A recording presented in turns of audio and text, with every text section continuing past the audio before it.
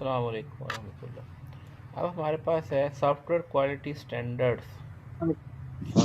Software quality standard, ISO standards. ISO international standard organisation है, a consortium for 63 countries establish to formulate standardisation. 63 countries ने consensus के साथ एक consortium बनाया जो स्टैंडर्ड्स को जिसने एस्टेब्लिश किया, फार्मूलेट किया। ISO publish it's 9000 series of standard in 87 में आपने लिखा होगा, जगह जगह स्टार्ट लिखा होता है ISO 9000, 9001, 2, 3 star. ISO 9000 certification serve as a reference for contract between independent parties। ये जैसे दो इंडिपेंडेंट पार्टीज हैं, एक दूसरे के साथ बिजनेस करते हैं, तो वो क्या चेक करते हैं कि क्या जो जिस कंपनी के साथ मैं बिजनेस कर रहा हूँ वो आईएसओ के स्टैंडर्ड को फॉलो कर रहा है या नहीं। तो ये बेसिकली एक कॉन्ट्रैक्ट है between two independent parties. Specify guideline for maintaining A quality system. तो ये जो स्टैंडर्ड है ये गाइडलाइन देता है किसी भी ऑर्गेनाइजेशन को क्वालिटी सिस्टम को मेंटेन करने के लिए। ISO specifies guideline for repeatable and high quality product development. और क्या करता है, also address organisational aspects, responsibilities, reporting procedure, process, resources for implementing quality management. तो ये इन सारी चीज़ों को डिफाइन करता है कि रिस्पॉन्सिबिलिटीज़ क्या होंगी किस बंदे की, रिपोर्टिंग का क्या प्रोसीजर होगा, और प्रोसेस क्या होंगे, और रिसोर्सेज क्या होंगे इम्प्लीमेंट करने के लिए क्वालिटी मैनेजमेंट। ये सारी चीज़ें बताता है standard. A set of guideline for the production process, not directly concern about the product itself. Product से नहीं बल्कि प्रोसेस को रिफाइन करवाता है। Series of three standard 9001, 2 and 3 based on premise, if proper process is followed for production, good quality product are bound to follow। अच्छा process अगर follow करेंगे तो प्रोडक्ट भी अच्छा ही निकलेगा। Apply to organisation engage in design, development, production and servicing of the goods। applicable to most software development organization। ना ये पहले था 9001। 9002 क्या है, applies to organizations who don't design products but are only involved in production। Example of this category of industries: steel or car manufacturing industries buy the product and plant design from external sources. Only manufacture products, not applicable to software development organization। ISO 9003 applied to organizations involved only in installation and testing of the product। और 9000 जो है for software industry के लिए है, generic standard है, applicable to many industries starting from steel manufacturing industry to service rendering companies. Many class of 9000 document use generic terminologies, very difficult to interpret them in the context of software organization। Very difficult to interpret many classes for software industry। Software development is radically different from development of other products। Software is intangible, therefore difficult to control anything that we cannot see and feel। Software project management is an altogether different ball game। Software project management is an altogether different ball game। In contrast, in car manufacturing unit, we can see product being developed through stages such as fitting engine, fitting door, etc. One can accurately tell about the status of the product at any time। ये difference है। During software development, the only raw material consumed is data। इसमें use क्या होता है, सिर्फ data use होता है। For any product development, lot of raw material consumed। Steel industry consume large volume of iron, ore, coal, limestone, etc। 9000 standard have many classes corresponding to raw material control, not relevant to software organizations।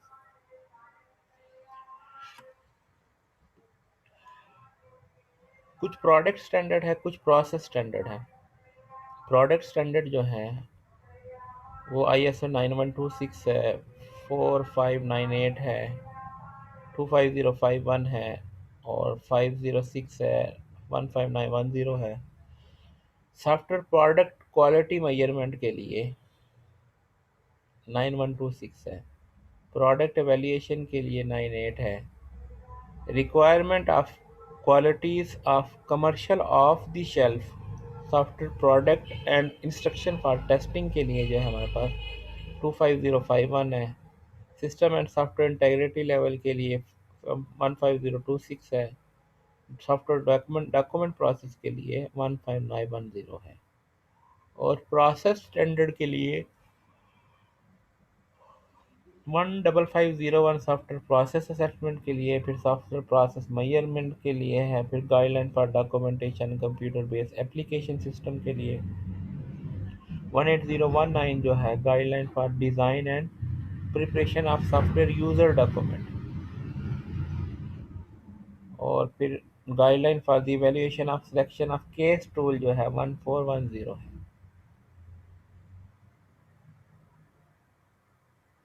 ठीक हो गया जी।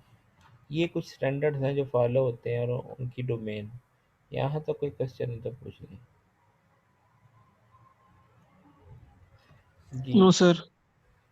ठीक हो गया। इसके बाद जो है,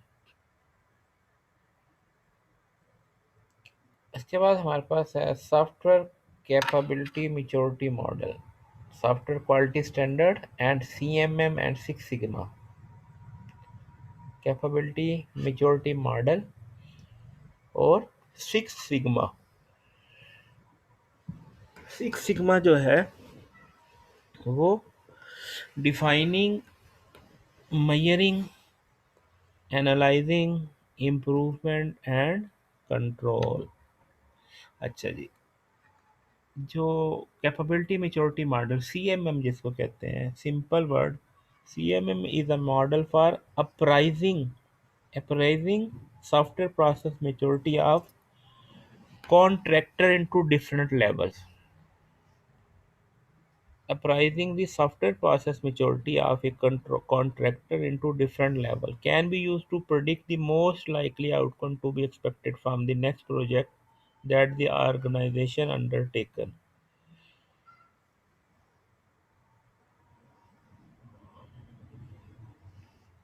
तो ये इसके दो पर्पस हैं, एक तो अप्राइजिंग द सॉफ्टवेयर प्रोसेस मेच्योरिटी और दूसरा जो है प्रिडिक्ट करना कि नेक्स्ट प्रोजेक्ट के अंदर ऑर्गेनाइजेशन किन चीज़ों को अंडरटेक करेगा। इसको दो तरीक़ों से इस्तेमाल किया जा सकता है, कैपेबिलिटी एवेल्यूएशन के लिए भी और सॉफ्टवेयर प्रोसेस असेसमेंट के लिए भी। CMM को कैपेबिलिटी एवेल्यूएशन के लिए भी और प्रोसेस असेसमेंट के लिए भी। अब कैपेबिलिटी मेच्योरिटी जो है, capability maturity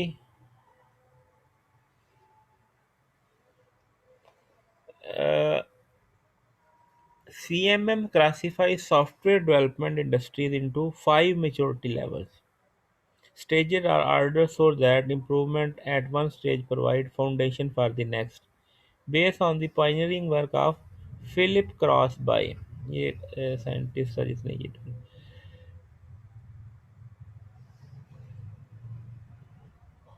software engineering capability characteristics of maturity levels क्या है। पहला लेवल क्या है, initial level, process unpredictable, poorly controlled and reactive. Level 2 क्या है, मैनेज्ड है, process characterised by projects and is often reactive. और लेवल 3 डिफाइंड है, process characterised by organisation is proactive. दो पढ़ा था ना हमने, रिएक्टिव और प्रोटेक्टिव, जैसे इंस्पेक्शन था और प्रोएक्टिव में क्वालिटी मेजर थे। ठीक है जी। डिफाइन लेवल में process characterised by organisation and is proactive, project take their process from organisation standard. और लेवल 4 के अंदर क्या है, quantitatively managed, process measured and controlled. और लेवल 5 में ऑप्टिमाइजेशन है कि फोकस ऑन प्रोसेस इम्प्रूवमेंट। तो यानी यहाँ पे अगर देखा जाए तो कोई किसी लेवल को अचीव करता है, सीएमएम के कोई किसी लेवल को अचीव करता है। यानी यहाँ पे उन्होंने 5 लेवल्स बना दिए। कोई ऑर्गेनाइजेशन कहता है जी हम तो सीएमएम के थर्ड लेवल को अचीव कर रहे हैं। तो इसका मतलब है कि वो प्रोएक्टिव मोड में है। प्रोजेक्ट जो है tailor their process from organisation standard, तो यानी वो जिन स्टैंडर्ड को फॉलो कर रहे हैं तो उसके अकॉर्डिंगली वो कह सकते हैं जी हम इतने लेवल। अब इनिशियल में क्या है, organisation operates without any formalise process और प्रोजेक्ट प्लान।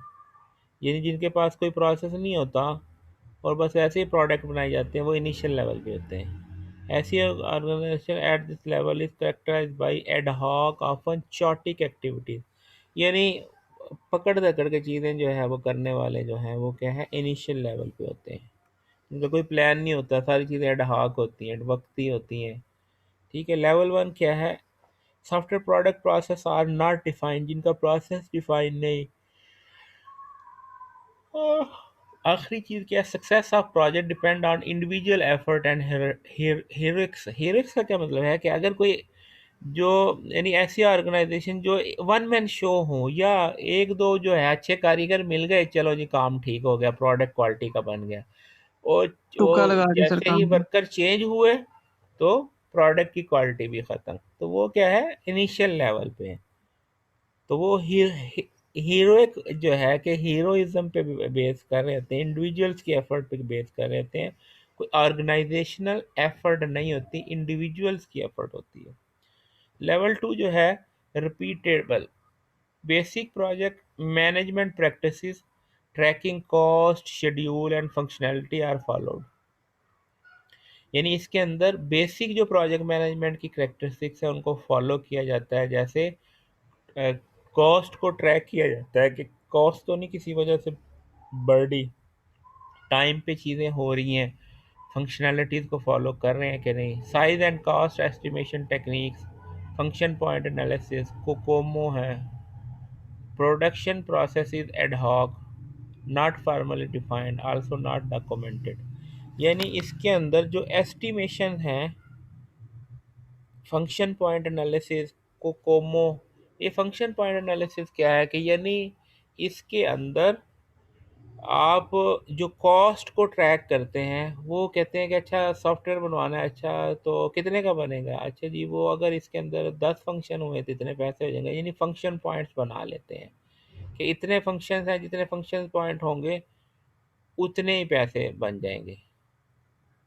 ठीक है। इसी तरीके से जो है शेड्यूल एंड फंक्शनैलिटीज फॉलोड, ये इसके बेस के ऊपर जो है वो ट्रैकिंग करता है, कॉस्ट शेड्यूल एंड फंक्शनैलिटी।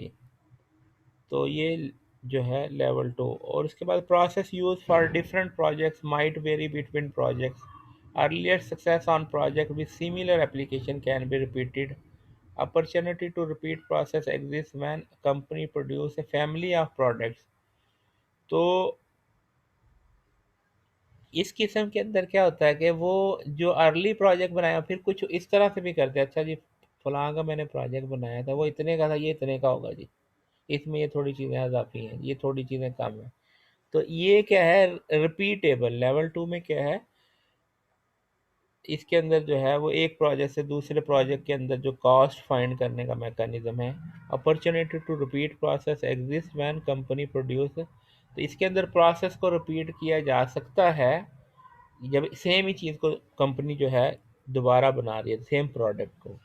तीसरा है defined management and development activities, defined and documented common organisation wide understanding of activities roles and responsibility.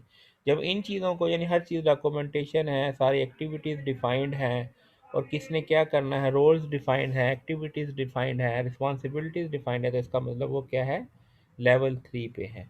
The process through defined process and product qualities are not measured। अब इसमें process और product की qualities को major नहीं किया जाता है। ISA 9001 aims at achieving this level. 9001 इसी चीज़ को अचीव करने के लिए बना है। लेवल फोर क्या है, मैनेज्ड। मैनेज में क्या है, quantitative quality goals for product are set. Software process and product quality are measure. Process की क्वालिटी को भी मेजर किया जाता है, क्वांटिटी को भी मेजर किया जाता है। प्रोडक्ट की क्वालिटी को भी और प्रोसेस की क्वालिटी को भी मेजर किया जाता है। The measure values are use to control the product quality और result of the measurement use to evaluate project performance rather than improve process. तो रिजल्ट्स के ज़रिए जो है वो प्रोसेस को वैल्यूएट किया जाता है। Organisation set quantitative quality goals. तो सिर्फ क्वालिटी ही नहीं, क्वांटिटी को भी फोकस किया जाता है कि जो प्रोडक्ट बन रहा है उसकी क्वांटिटी कितनी है। तो world wide about 100 organisation assess at this level. तो ये ऑर्गेनाइजेशन जो है लेवल 4 को अचीव करते हैं। आगे है optimisation. Statistic collected from the process and product measurement are analyse. जो भी फैक्ट्स मिलते हैं प्रोसेस और प्रोडक्ट के, उनको मेजर किया जाता है। Continuous process improvement based on measurement. इन मेजरमेंट की बेस पे प्रोसेस के अंदर इम्प्रूवमेंट ऑन गोइंग रहती है। ठीक है। Known types of defects are prevented from recurring by tuning the process lesson learn from specific project incorporate into process. यानी जो पुरानी गलतियां हैं उनसे भी सबक सीखा जाता है और चीज़ों को जो जो हमारे पास है उनको अवॉइड किया जाता है, प्रिवेंशन को। और ऑप्टिमाइज में identify best software engineering practices and innovations. Best tool use करेंगे, बेस्ट मेथड करेंगे, बेस्ट प्रोसेस को आइडेंटिफाई करेंगे, ट्रांसफर थ्रू द ऑर्गेनाइजेशन। और world wide about 50 organisation has been assessed at this level. दुनिया के अंदर 50 ऑर्गेनाइजेशन इसको अचीव कर रही हैं। Comparison between ISO 9001 and SCI-CMM। ISO 9001 awarded by international standard body can be quoted in official document and communication।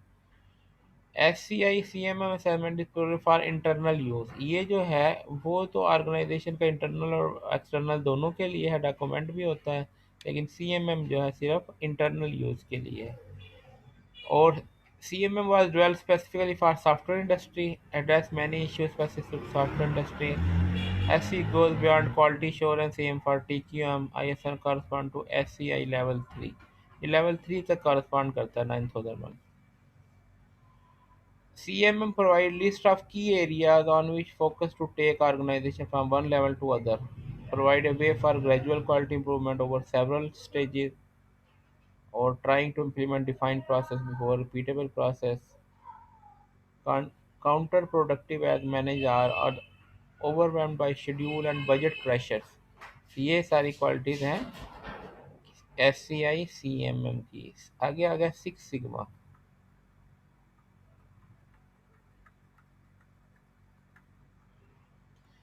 चलिए यहीं तक रखते हैं, 6 सिग्मा को जो है नेक्स्ट स्टार्ट करेंगे। यहाँ तक कोई क्वेश्चन हो तो? क्यों भाई? नो सर, लेकिन सर कोई कर भी रहा है इतनी रूल्स एंड रेगुलेशंस को इम्प्लीमेंट? हाँ जी मुश्किल करते हैं। बात है। ये जो अच्छे सॉफ्टवेयर हाउसेज होते हैं अगर आप विजिट करें, लेकिन वो डिपेंड करता है। जैसे जैसे ना जो लोग फॉरेन का काम करते हैं ना, तो उनकी तो रिक्वायरमेंट ही होती है, वो पहले ही पूछते हैं कि जनाब आप स्टैंडर्ड कौन से फॉलो कर रहे हैं। तो फिर उन्हें तो फिर उस मजबूरी की वजह से, लेकिन दाव तो चलता ही है, लेकिन फिर भी किसी ना किसी लेवल पे उन्हें दिखाना तो पड़ता है कि जनाब हमने डॉक्यूमेंट भी करते हैं प्रोजेक्ट। वो तो तभी, क्योंकि वरना तो जो है ना वो सॉफ्टवेयर नहीं बनवाया। अगर उन्हें पता हो ना कि इन्होंने क्वालिटी के स्टैंडर्ड कल को हमें चेंज कराने पड़ेंगे, तो हम किनको किसकी माँ को माँ कहेंगे। तो ये मसले होते हैं। ठीक है सर। तो वो फिर यानी कहते कहते मजबूरी के उसमें ज़ुमरे में आके हम लोग इसको करते हैं, वरना तो